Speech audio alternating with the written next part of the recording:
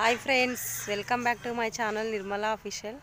ఇక ఇదైతే వచ్చేసి మా బండి చూడండి, ఇది కూడా మా బండే. ఈ రెండు బండ్లు మావే చూడండి ఫ్రెండ్స్, మా వెహికల్స్ అన్నమాట. ఇవి మహేంద్ర బుల్లోరా, వీటి పేరు. ఇవి ట్రావెలింగ్ చేస్తాయి.